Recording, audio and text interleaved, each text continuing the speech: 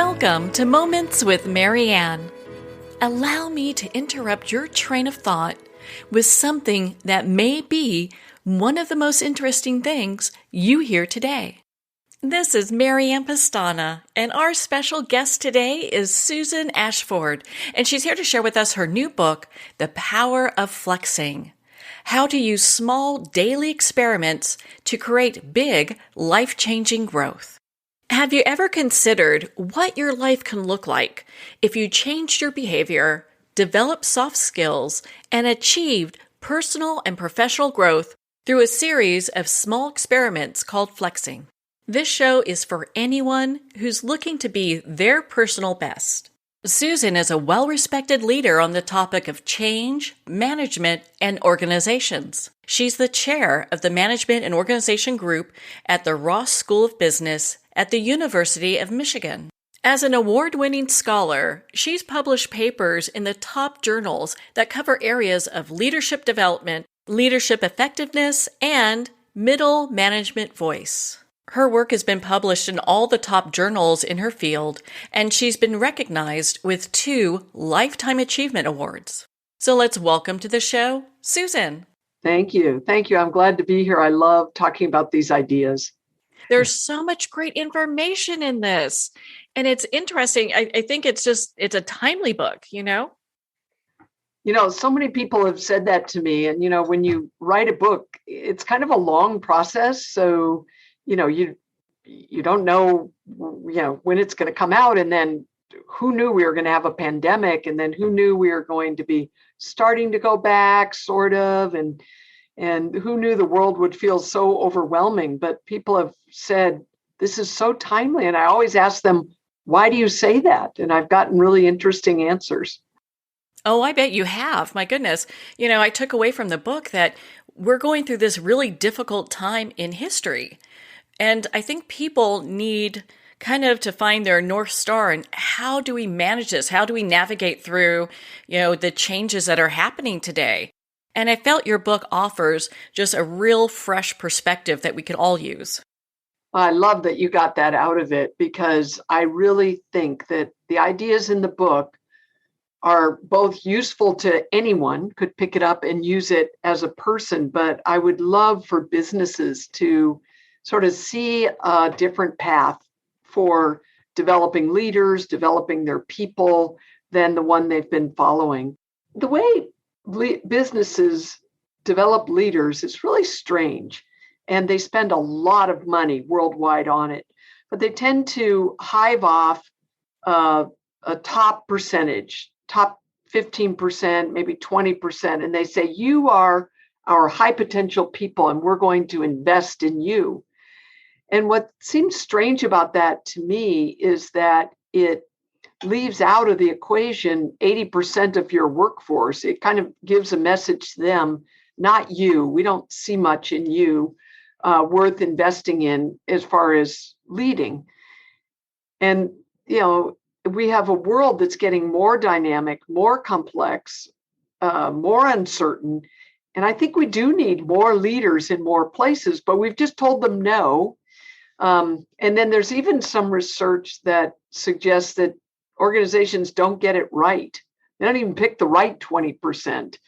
They miss people who would grow on to be great leaders, and they include people that kind of aren't that great as leaders. So it's a weird system that we're very invested in. We're spending lots of money on, when I think there's so much power in a different way of doing it. Oh, I would agree with you 100%. I mean, I can remember when I was working in insurance, I was with them for 6 months and they're like, oh, you're doing so good. Now you're a district manager. And I had no idea what I was doing. Yeah. You had to work through it. And it's interesting because when you look at people, I mean, everyone, I believe, has a potential to be a leader. Yeah, I have a colleague Krishna Savani, who's actually studying that very mindset. He thinks that people differ in that belief. Some people believe everybody could be a leader, and other people believe, oh no, it's a special something, and there's only a few. And, I think when we look at our really great leaders that often get held up in courses on leadership, it's like, sure, You're probably not going to be Martin Luther King or Mahatma Gandhi. But our leadership needs are much broader and often much simpler than the amazing things they did. That's interesting. You often hear in these type of environments where, management saying, hey, we want you to be like X person or this person, instead of really looking at the strengths that other people have on their team and really developing those to the best way that they can.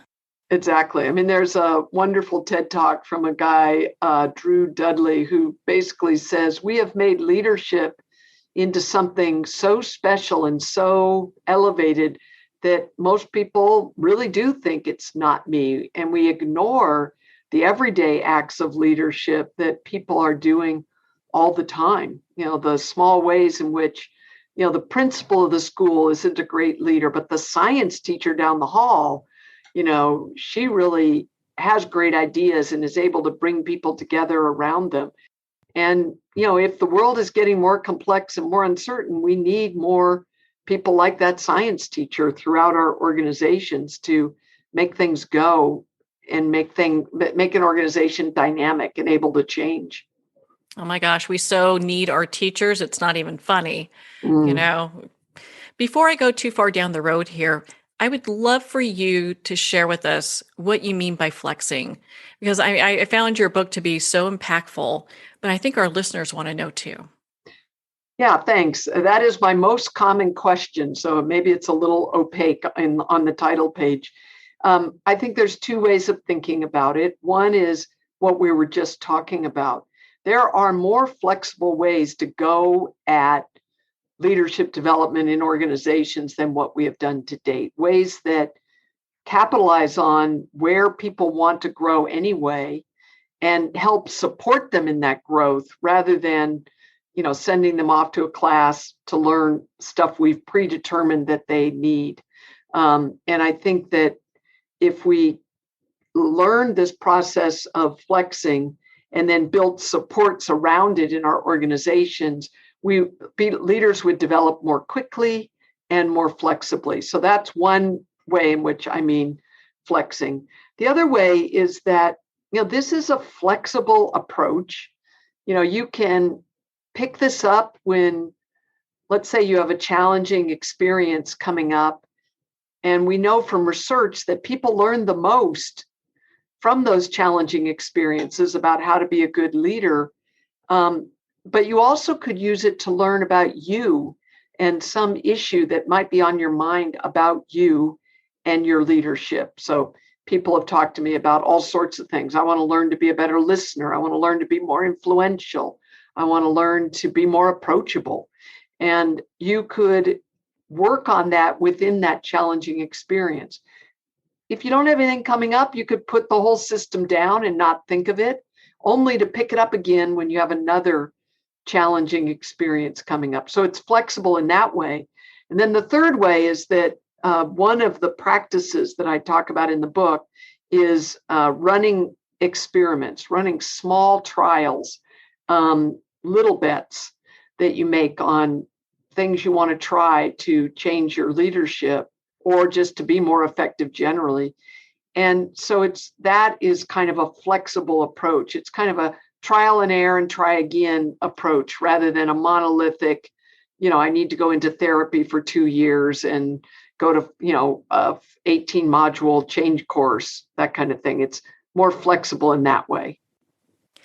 Now, these are principles that people can use in their daily life, right? Like parents and leaders in the community. Exactly right. These set of ideas grew out of my work helping people to grow their leadership. I'm in a business school. We are training leaders. And so that's what I was spending my time on. In the process of writing the book, though, it became very clear that there's nothing unique about these practices that would help just leaders and not other people who want to grow. And so the focus of the book was really broadened to be anyone who wants to grow. And I mean, grow your personal and interpersonal effectiveness, kind of those soft skills. There's a lot of other ways people grow that this book doesn't relate to as directly, like If you want to learn how to make sourdough bread, there's probably a more direct path. But if you want to learn how to be a more effective sibling or parent or community member or, more influential in your church, this book really does have a lot to say, and it's very empowering. It's a system that people feel like, oh, okay, now I know I can do things. One of the reasons that people told me this was such a timely book is, we've all been so overwhelmed by the huge things facing us, the pandemic, climate change, politics, the social movements that are going on. And they feel like so huge that people feel like, I can't do anything about it. This is a set of ideas that sort of says, oh, that I can do. It breaks it down so that it's something you can do and use in your everyday life or in your work life. I think that's very inspiring for a lot of people, knowing that they can make changes. And I love how you talk about, you're doing small daily experiments and changes. It doesn't have to be some big, huge thing. Right, exactly.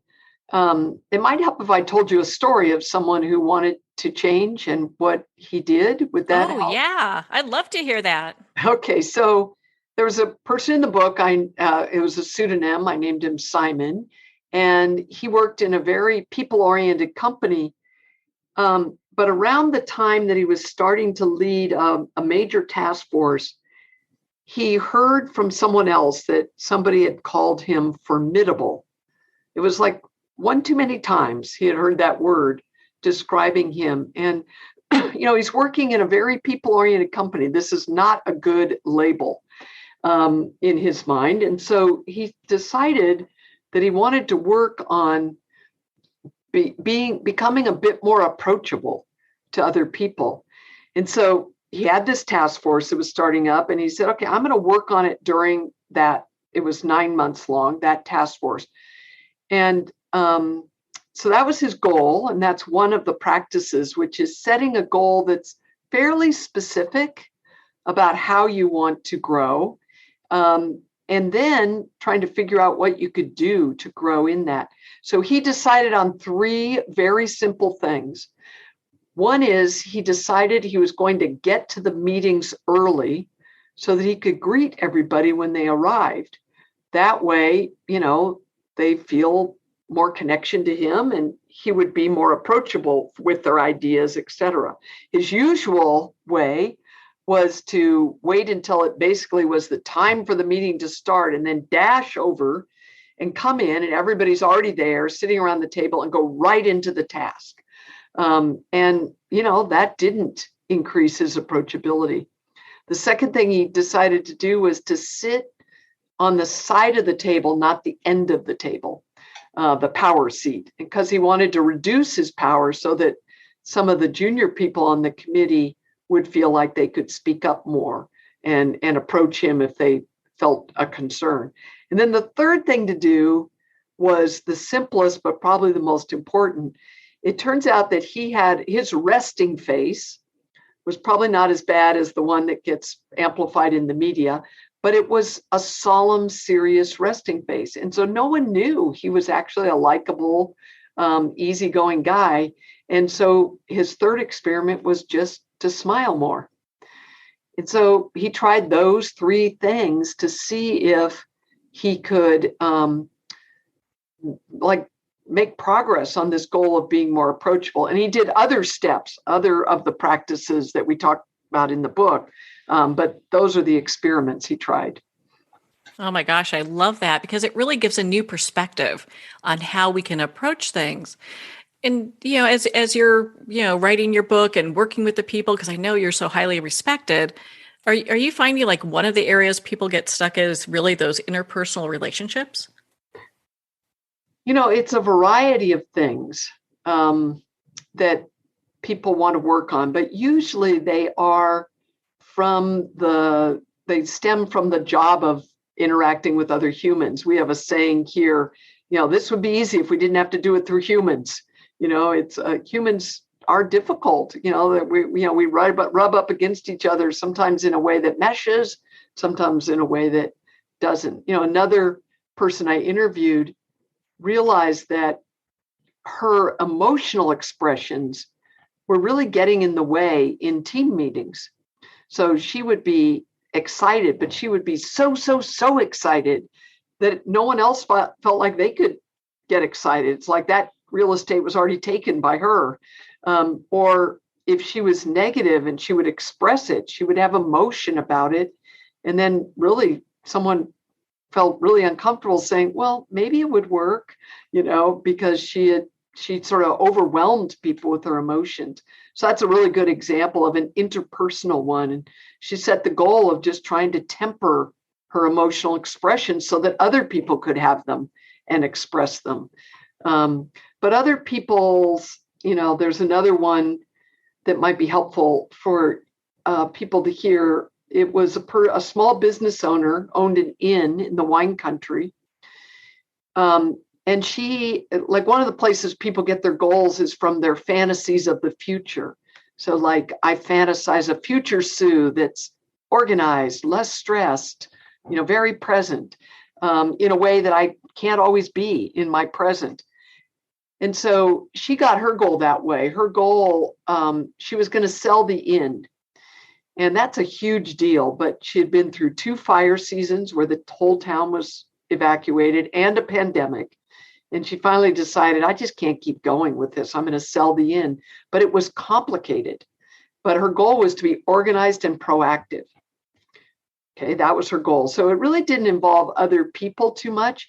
But what happened was every time she would run into something where she didn't know how to do it, she would get stymied. And it would just go on the next day's to-do list and the next week's to-do list. And time was passing by. And she really wanted to sell the inn. And so she set the goal of taking action on my to-do list, even if I don't know what I'm doing. And one of her experiments was count learning about it as part of the doing, because she always discounted learning about it. She's learning about the tax codes and the county ordinances and some of the family dynamics. And, so she finally was able to set that as a goal and make progress. And she did get that inn sold, but she really had to set an intention, one of the practices, and then sort of figure out some experiments to try with respect to those. Well, gosh, that is such a great thing because I know, I mean, I've done this, and this is one of the points in your book that really kind of struck home for me is, it's easy to procrastinate. You get so busy, everything's going on. It's like, oh, that's going to go on tomorrow's list. Mm-hmm. And then tomorrow ends up being a month, Right. So. I talked to a group of financial planners, and they said, oh, we have this one all the time with our customers. Everybody's always going to do financial planning, but it's so anxiety laden that they keep putting it off, so they don't jump in ever. Yeah, I can understand that. But I think your book really offers a path for people to look at life and just approaches differently. And, my goodness, I was so impressed with how you talk about interpersonal skills and how we need to take responsibility for our growth. What if we're working with somebody that's like, they could care less? They don't want to take any responsibility. You're working with them or they work for you? Well, let's say they work for us. What do we do then? Okay, so if they work for you, I think there has to be some room for them to grow, some help for them to grow. But growth, if you believe that the ways in which they don't care are hurting the team or hurting the company, I think it needs to be put squarely on their agenda. That not growing under those conditions where the way you're acting is actually hurting. You're interacting with customers in a way that's ineffective, or you're creating coordination problems across teams or on a team. It's got to be put on their agenda. And so if you're the boss, that is squarely your job to insist on growth and give them room, give them help, give them guidelines.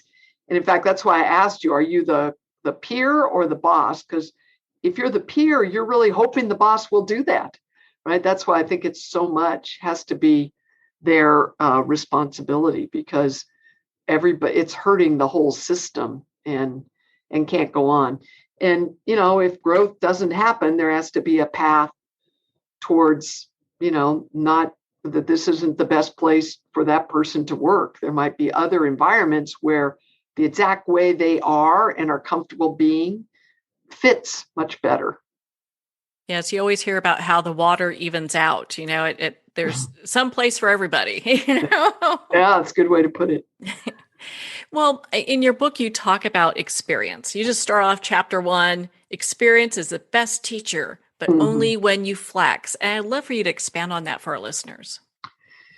So the idea comes from how leaders report that they develop. So long ago, this isn't a new idea. People did research where they asked people who had both gotten to high levels in an organization and were seen as highly effective, because those things aren't always true. They don't always go together. Some people get to a high level and people just tolerate them. But these were really effective leaders. And they asked them, how did you learn what you needed to learn to be such a good leader? And they said that 70% of what they felt they learned that was super important came from their experiences.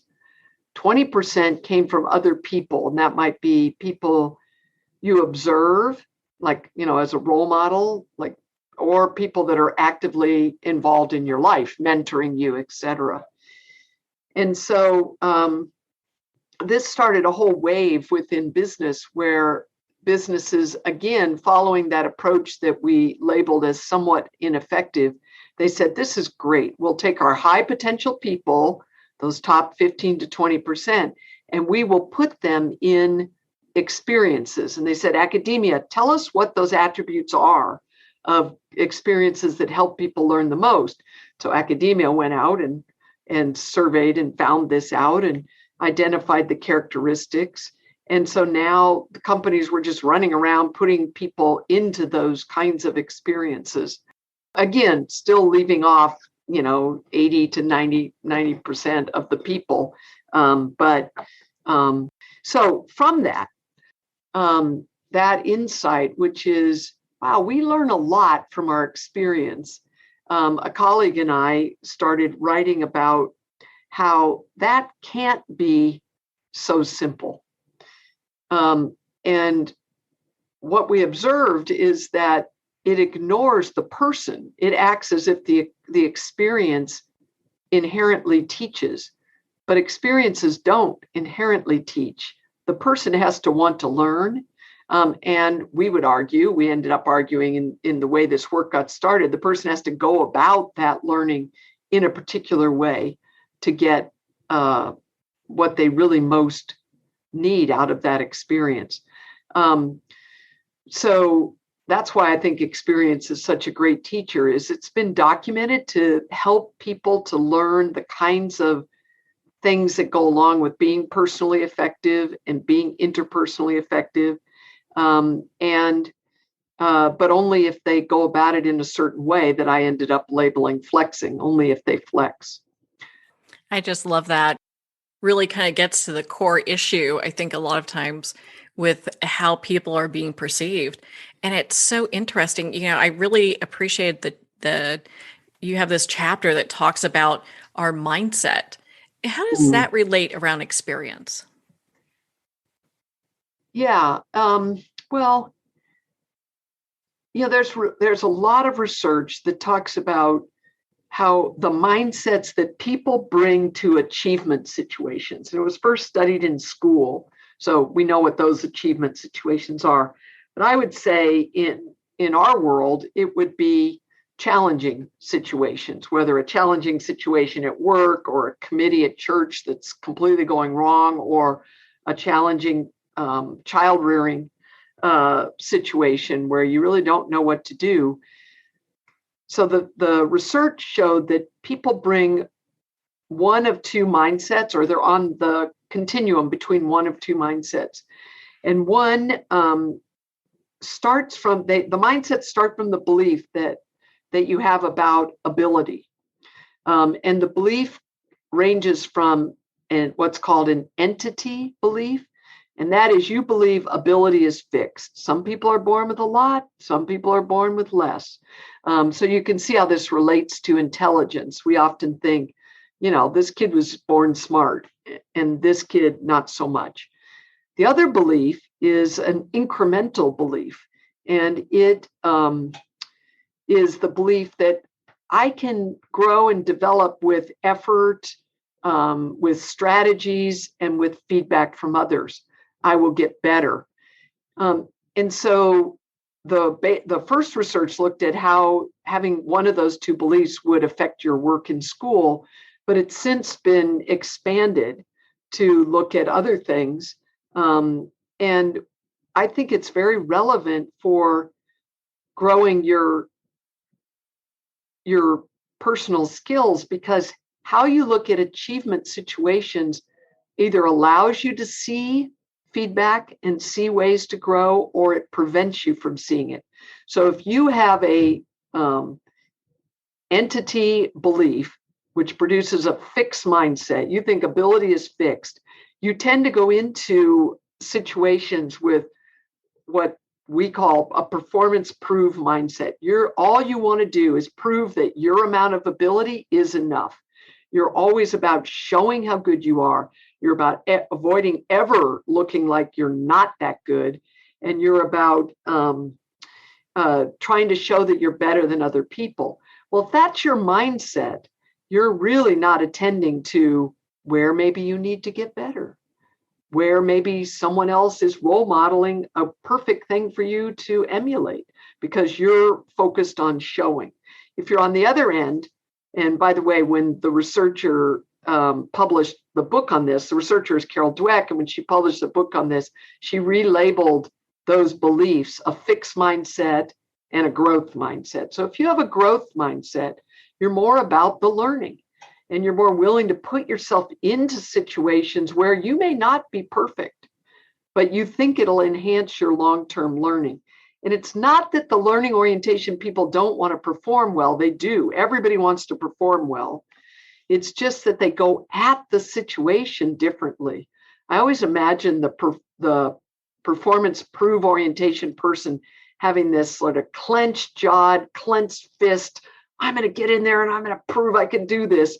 Very tense way of going at the situation. Whereas the learning orientation, you're going to go in there and you're going to prepare and you're going to perform and you're going to try and do as well as you can, but you're going to be open to somebody maybe doing it better than you, and you're going to be open to seeing what there is to learn.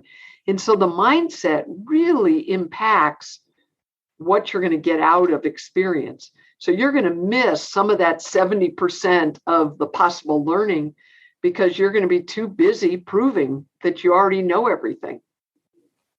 Is it usually when people are in this state of proving that there's some emotional thing there that they need to kind of resolve or work through in some way or form? Yeah, I think a lot of it is anxiety about, am I good enough? Which is just a basic, human existential anxiety we all have. Do I matter? Am I good enough? And am I going to make it? And we've been reinforced in that proving mindset through the whole school system. Now, school systems are really trying to change this right now. Carol Dweck's work, the growth mindset, it's all permeated the school system. People's kids now say to them, "Dad, that was a fixed mindset comment." They're telling their parents. But most of us that are adults now didn't go through school like that. So we were really reinforced in it. And life is competitive, right? Only a certain number of people get into school, certain number of people get jobs, certain number of people get promotions. And so we feel like this way that this thing that's gotten us this far is the necessary thing to get us where we are going next. But the research shows something different. They show that, either of these mindsets work fine for simple tasks and work fine for tasks that don't require a lot of ability. But when you get to more complex tasks and tasks for which your ability is less well known, a learning mindset makes you a much better performer. So I always tell my students, which describes where you're going, right? So they can see it really clearly. Then they're going into a part of life where it's less certain. You don't get Scantron tests where you fill in bubbles and get a grade. It's much less certain, just how to perform well. You need to have an openness to learning if you're going to survive. And it's certainly true as you move up in organization. Thank goodness we have young people teaching us, right? I love that. Yes. Yeah, but now we've got your book, so people can read this and really gain an understanding of how they can make these changes. And I was thinking, overall, when we look at leadership, I mean, is it risky to be a leader? Oh, I'm so happy you asked that. I have such a funny relationship with this idea. So I totally believe that it's risky to be a leader. But I'm interested in leadership from people who hold formal positions in organizations and leadership from everybody else. So I'm interested in when the science teacher steps up and leads. But we haven't talked about it very much in the writing on leadership. Risk isn't really mentioned. So colleagues and I published a paper on this, and we identified 3 prominent risks. One, people worry about, so therefore they see risks in whether they're going to cause interpersonal problems. They're going to rub somebody the wrong way. Maybe somebody else wanted to lead as well, and so it's going to be competitive. They also worry about their image. Maybe even if you're not rubbing anyone the wrong way, you might screw it up, and you might look bad. You might look foolish. You might look naive. You might look too young. So interpersonal, image. And the third risk we called instrumental, which is there's a risk in just saying, let's go down path A, not path B. Because what if path A doesn't work? And everybody knows you're the one who said, let's go that direction. And so you see people shy away from leadership all the time, I think. For example, when I ask my students, have you ever had a manager who didn't lead? And I'm asking executive students, all the hands go up. They've all seen this. So somebody who has the formal position of leader, but doesn't actually really lead. And then we talk about in organizations how people are afraid to lead all the time. And I'm saying this so strongly because it's kind of funny. I went to one of our publications that publishes practitioner-oriented pieces. And I pitched this piece on risks in leadership. And they wrote back saying, we don't think our readership will be interested because they don't see it as risky. Everybody wants to lead all the time. Wow. And I'm like, okay, maybe, but that's not what I'm seeing. So I think there are risks. And I think that to grow as a leader, then I've asked you to take a risk. I've said, okay, take a risk, engage in some of these small experiments. But the point about them being small experiments, tiny bets, is, it's not a huge risk. I've taken a monolithic risk of lead more, if I just tell you to lead more, to identify something where you want to get better, and then try some small things to get there. And so I think this approach minimizes the risk a little bit. I'm sure they're going to be calling you up in 6 months asking for that article, At least they should be, because I think this is such an important discussion to have, because I think a lot of times people just, you got promoted, you're a leader. And, you talk about this in your book, and I'm kind of, freelancing here, but it's really kind of at a point where, we get these people who are put in positions of leadership and they just don't know what they're doing or how to move forward. And so the people that they work with are really kind of, in many ways, like the guinea pigs to get there. Yeah, it's hard. The executive education program I run is called Emerging Leaders, and it's really for that population. And they're a super interesting population because clearly they're very talented. That's how they got that promotion.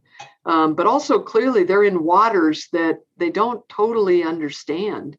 And they are really hungry for ideas about both the skills of leadership, but also the mindset. And I think it's really an identity you need to adopt as well, so that you're thinking about yourself that way.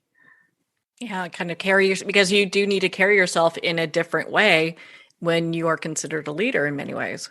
Yeah, both carry yourself and also what happens if you're not keeping leading on your agenda, on your mind, you fall back into doing the work of your subordinates, right? So if now you supervise a bunch of coders, you fall back to, oh, let me just sit down and do it, and you're doing the coding rather than being the real leader they need. And that is your comfort zone, right? So it's easy to fall back into. So Ari Weinswag, who's the CEO of a company here in Ann Arbor called Zingerman's, which is a deli that now has a worldwide presence. And now it's a whole, company of all different businesses. He had a great analogy that might be useful here, and it would be, I always teach it. And he said, when you get that promotion, you now are the beekeeper, not the bee. And so I asked my students, I went online, I got a list of what a beekeeper does. And I asked my students, what's the analog for you as a manager? And a beekeeper, like, make sure the environment is free from toxins. The beekeeper, make sure the bees have safety. Make sure, I don't remember all of them, but it's all these things that if you think about it, oh yeah, that's what a leader should do. And then I always end with, what's one thing the beekeeper can't do? Because the beekeeper's a human. The beekeeper can't be the bee. And it's a really important lesson to take away, that leadership is a different thing than just doing the thing that got you there well. And so it does require new learning, and I think it does require some flexing for sure. Oh, without a doubt, without a doubt. I know you've shared a little bit, and we talked briefly about this earlier. I would love for you to expand on what a flex goal is and what some of those could look like for people. Yeah, sure. Well, I think of it as just a place where you need to grow, but trying to get to an intention that's relatively specific. So that's what it is. Pretty simply, it's a goal. People come to these goals in a variety of different ways. I told you about the innkeeper who had a fantasy of a future her that was proactive and organized. And so, she developed that goal. And then while she started to work and she realized that the real stumbling block for her was running into places where she didn't know what to do. And so then she honed her goal down to be more, my goal is to keep going even if I don't know what I'm doing. Some people get their goals from pain in the present is what I call it. But, you get feedback that says, you're not clear in your instructions to the team, or, when you speak up, you don't have the influence you need to have in your group with your peers. And so you develop a goal based on that feedback. We also can develop a goal when we recognize sometimes how our past is showing up in our present. So this might be past traumas or past lessons learned. We learn a lot of things before we're the age of 7 or 8 that I say go directly to our hard drive. They're not even in our software, so we're really not aware of them, but they impact our behavior. So one story I tell about this is about myself. And I grew up in a family with 6 kids. And somehow I got the rule that, and I don't even know if it really was a rule. It was certainly not a stated rule, but I intuited this rule that we shouldn't bother mom and dad. right? And it makes sense. They had 6 kids. They were a little overwhelmed. And so one day I was working outside in the garage on my dad's workbench, and he came out and he started helping me. And I vividly remember, I must have been 8. And I vividly remember the anxiety I felt about this help he was giving me, that I wanted to make it go faster. So I didn't bother him very long. I wanted to make it, I kept saying, I got it. And it wasn't, I got it, you're insulting me by trying to teach me. It was really, I got it, you can spend your time elsewhere. So fast forward many years, I'm the school's senior associate dean, an important leadership position. And we get asked all the time, I have to ask people to help me all the time with various things. And one of the things we get asked to do is to evaluate other new programs being proposed at other universities in Michigan. And so I got one of those and I sent it off to the chair of the accounting group. It was an accounting program. And I said, look, we need to evaluate this. It's not that important. Don't spend a lot of time on it. Just give it a glance over and just let me know if it seems okay. I'm living out my childhood. Don't bother anyone too much. And I get a blistering reply back from him that taught me one of the most important lessons about my leadership and told me a place I needed to grow. He said, Sue, it really isn't motivating when you ask someone to help you and then you tell them it's not important, which is so obvious in retrospect. But if you had my psychology, I hope it sort of makes a little sense why I would do it that way. And he said, to ask a bunch of accountants right now to just certify something without giving it much time, given all the accounting scandals that are going on, really is kind of insulting, and we makes us feel like you don't care about ethics. And I'm like, whoa. And so I set an intention to grow, a growth goal. I said to ask for help without minimizing. And I'll tell you, Marianne, it's been hard. Every time I have to go ask someone for help, I find myself wanting to minimize. Sometimes I see it in the email I've written, and I take it out of there and ask for help in a way that affirms the value of what people are going to give me. So these goals can come from anywhere, but they really are things you identify that you'd be a better leader, a better parent, a better sibling, a better community member if you could make improvement on that. That's what you're looking for, because that deficit of mine was really getting in the way of leading well. I didn't want the people who worked for me to not feel valued. So that's the kind of thing. Well, and you can easily tell from your book that wouldn't be something you would ever consider, but it's interesting because, gosh, that stuff we learned early, it sticks with us forever. Yeah, it really does. Gotta work on it, Well, and I know in your book, we haven't even touched the tip of the iceberg with your book. There's so much great information here, but I know you have 7 practices that you talk about. Why don't you share one of them with us? Okay, I'll share one we haven't talked about, but I think is pretty important. And that is, so I'll share about reflection. So there's an experiment Tim Wilson, a very prominent psychologist, did, and he gave people a choice that psychologists like to give to people. And he said, what should you rather do? Be alone with your thoughts and feelings, or zap yourself with a 9-volt battery? Like, this is a weird choice, right? But that was the choice. And what he found is that the majority, like 65% of men and 52% of women, would prefer to zap themselves and be alone with their thoughts and feelings. So we as a culture, we don't really love reflection. We often will say, I'd like to reflect, but there is just no time. But some leadership theorists and actually a poet, David White, basically said, yeah, we got busy in the first place just so we wouldn't have to spend much time with our thoughts and feelings. So I don't know which came first, but I do know that reflection is kind of important for our growth. So finding time to synthesize what just happened So for Simon, in that committee meeting, he was running that task force, periodically taking time to synthesize. Am I approachable? Are people approaching me? Is this still the right goal for me? Do I need a different goal?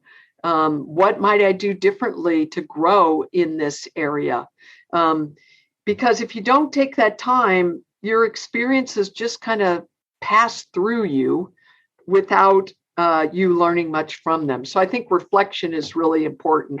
And the people we talked to did it in a variety of ways. So one person reflects every morning like other people run every morning. Most people don't do that, but he finds it really useful. Another person has a phone call every night with a colleague, a friend of his, and he's told the friend to ask him these 3 questions based on something he's working on. And the friend has 3 questions that he's supposed to ask the friend. And so he reflects every night with a friend. For most people, that isn't what you do. Some people reflect on airplanes when they're traveling. Other people just do it periodically, but it's really important to get it in there so that you really can extract the meaning from the experiences you're having. Yeah, that way you can learn from what's happening and make those adjustments. And it's interesting. Like most people, they never even consider what happens around them because they're focused on themselves. So this is like a new life skill that many people are having to learn. Yes, I was talking to a woman who does some life work herself, life coaching work, and she said, well, this is one of the themes that everybody just blames everybody else for everything, and therefore they can't learn and grow. And I go, well, I wish I had talked to you before I wrote the book, because I would have put that in there. Seems like such a great insight. It's not in the book, but that would be another way where we just are oblivious to the learning. We're too busy blaming other people for what's happening rather than looking at how we are contributing to what's happening. That's like the follow-up book, right? Yeah, exactly. Was there any research? Because I know you did so much research with this and you're just so thoughtful in what you put in the book. Was there any research that surprised you? That surprised me. I guess the research, it's an evolving group of research, but one of the practices is emotion regulation. And the surprise is that from that body of research is that we actually do have some power over our emotions that we don't recognize. We act as if we're at the mercy of our emotions, and therefore we can't learn, or therefore we screw things up, in ways in which we wish we were more effective. But this research really does show ways in which you can get a handle on your emotions so that they're not running the ship. Rather, you're more in charge. I think that's so important because so many people, appear to be on like just a passenger on a runaway freight train, So. Exactly. Yes. Oh my goodness. Well, Susan, I mean, we could talk all day, and we haven't even touched a majority of this book. There's so much great information in here. Where can our listeners connect with you and learn more about your work and be part of your community? Well, it's super easy. It's susan-ashford.com. We'll take you to my website. On there, you could take a quiz and find out how good of a flexor you are.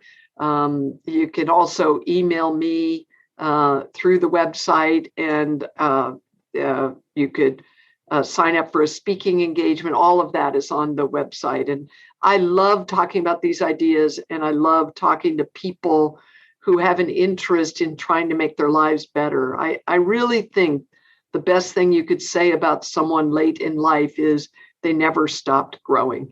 And I like being a part of helping people to do that. Oh my goodness, I love that. Well, Susan, thank you so much for taking the time to be on the show with us here today. It was my pleasure. If you'd like to connect with Susan Ashford and learn more about her book and the work she's doing, visit susan-ashford.com for more information. There, you can take a dive into the research she's done, including job insecurities, issue selling, feedback seeking, leadership, and navigating the new world of work. If you'd like to learn how efficient you are at flexing in your everyday life, take her free quiz that's available on her website. We'd also like to thank Harper Business for putting forth such an amazing book. You can visit their website at harperbusiness.com for more information. You'll also want to check out the Moments with Marianne book club. There we have listed books in every genre, and you can see our upcoming guests and past guests. I'd like to thank everyone who's taken the time to reach out to us. We value your comments, questions, and suggestions. Well, we're at the end of our time today. I would like to thank everyone for tuning in. You've been listening to Moments with Marianne, where we make every moment count.